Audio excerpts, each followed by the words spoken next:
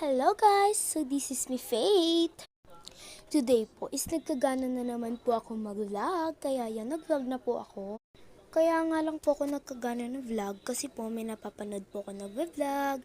So yun, sabi ko parang ang boring ng vlog ko, ay content creator ko, ay channel ko pala, ay dami, walang corrected. So yun, ang channel ko nga pala is Familiar Moment. So babaguhin ko na lang ulit siya kasi napaboring na naman ako sa kanya. Ay, char. So si ate girl nyo is magliligpit na ng gamit niya. So today is asynchronous nga lang pala kami kasi nga ano daw, may bagyo daw. Ewan ko, ba't asynchronous? So yan, ate girl nyo is hindi pa naliligo. Baho ko na guys, charis. So yan, maliligo na nga pala ako dyan. Bago nga pala ako maligo, inayos ko nga lang pala yung aking sabunan kasi ang dumi. So yan, papakita ko nga pala sa inyong aking tattoo drawing. Pero hindi talaga siya nagiging drawing. Ay, tattoo pala. Ay, ugo. Ang OA talaga. Walang corrective talaga.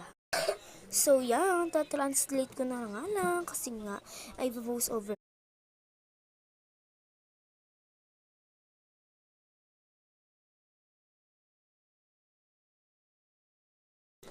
So, yan! Nagtatamad na ako mag-voice over, guys.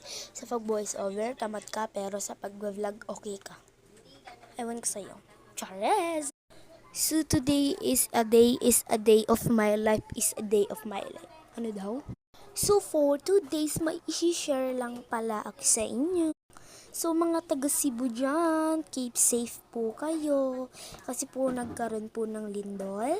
Hindi ko po alam, 6.9 or 6.7 attitude. Hindi ko po alam. Then, sa iba pong bansa, nagkaroon din po ng lindol. Ayun nga, nasira-sira ang mga building, nawasak ng daan. Kaya keep safe po tayong lahat. Sana wag naman magkaroon ng lindol sa Maynila. Pag-pray po natin. So, love you guys. Bye-bye.